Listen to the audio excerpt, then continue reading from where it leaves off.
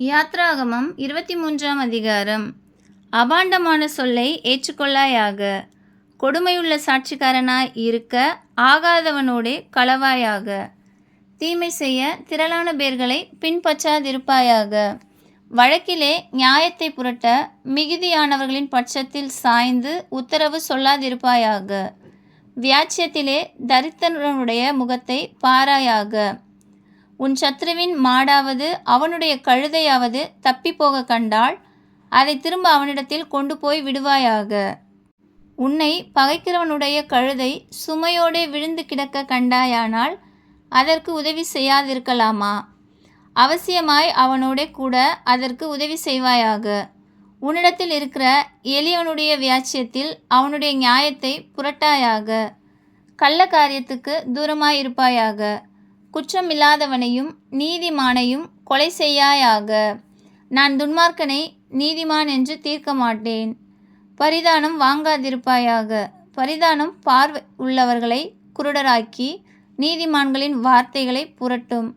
அந்நியனை ஒடுக்காயாக.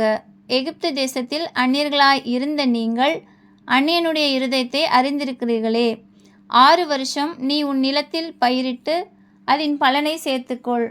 7ஆம் வருஷத்தில் உன் ஜனத்தில் உள்ள எளியவர்கள் புசிக்கவும் மீதியானதை வெளியின் ஜந்துக்கள் தின்னவும் அந்த நிலம் சும்மா கிடக்க விட்டுவிடுவாயாக. உன் திராட்சை தோட்டத்தையும் உன் ஒலிவத் தோப்பையும் அப்படியே செய்வாயாக. 6 நாள் உன் வேலையை செய்து 7ஆம் நாளிலே உன் மாடும் உன் கழுதையும் இளைப்பாறவும் உன் அடிமை பெண்ணின் பிள்ளையும் அந்நியனும் இளைப்பாறவும் ஓய்ந்திருப்பாயாக.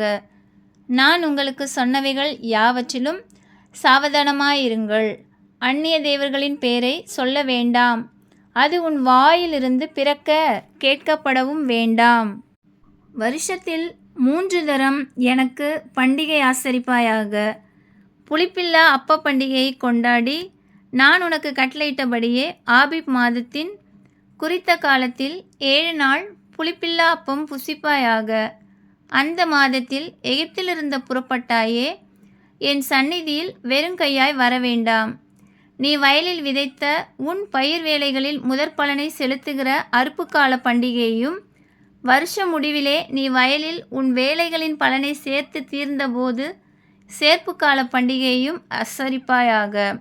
வருஷத்தில் 3 தரம் உன் ஆண்மக்கள் எல்லாரும் கர்த்தராகிய ஆண்டவருடைய சந்நிதியில் வரக்கடவர்கள்.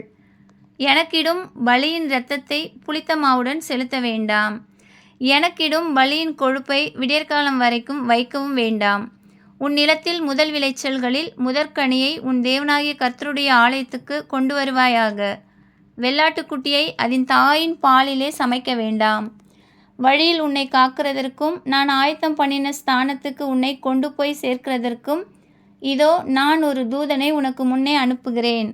அவர் சமூகத்தில் எச்சரிக்கையாய் இருந்து அவர் வாக்குக்கு செவி கொடு. அவரை கோபப்படுத்தாதே. உங்கள் துரோகங்களை அவர் பொறுப்பதில்லை. என் நாமம் அவர் உள்ளத்தில் இருக்கிறது. நீ அவர் வாக்கை நன்றாய் கேட்டு நான் சொல்லுவதையெல்லாம் செய்வாயாகில் நான் உன் சத்துருக்களுக்கு சத்ருவாயும் உன் விரோதிகளுக்கு விரோதியாயும் இருப்பேன்.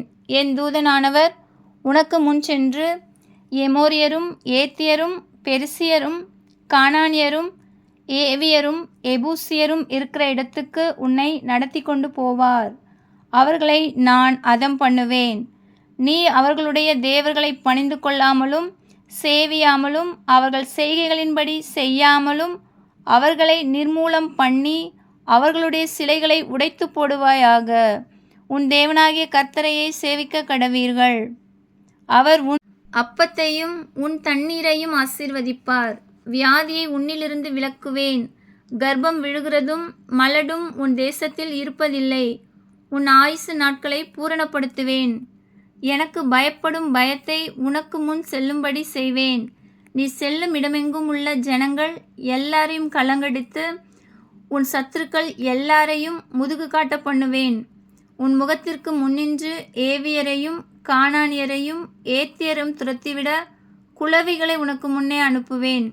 தேசம் பாழாய் போகாமலும் காட்டு மிருகங்கள் உனக்கு விரோதமாய் பெருகாமலும் இருக்கும்படி நான் அவர்களை ஒரே வருஷத்திற்குள்ளே உன் முன்னின்று துரத்தி விடாமல் நீ விருத்தியடைந்து தேசத்தை சுதந்திரித்து கொள்ளும் வரைக்கும் அவர்களை கொஞ்சம் கொஞ்சமாய் உன் முன்னின்று துரத்தி விடுவேன். சிவந்த சமுத்திரம் தொடங்கி பெலிஸ்தரின் சமுத்திரம் வரைக்கும், வனாந்தரம் தொடங்கி நதி வரைக்கும் உன் எல்லையாய் இருக்கும்படி செய்வேன். நான் அந்த தேசத்தின் குடிகளை உங்கள் கையில் ஒப்பு கொடுப்பேன். நீ அவர்களை உன் முன்னின்று துரத்தி விடுவாய். அவர்களோடும் அவர்கள் தேவர்களோடும் நீ உடன்படிக்கை பண்ணாதிருப்பாயாக. அவர்கள் உன்னை எனக்கு விரோதமாக பாவம் செய்ய பண்ணாதபடிக்கு உன் தேசத்திலே குடியிருக்க வேண்டாம். நீ அவர்கள் தேவர்களை சேவித்தால் அது உனக்கு கண்ணியாயிருக்கும் என்றார். ஆமென்.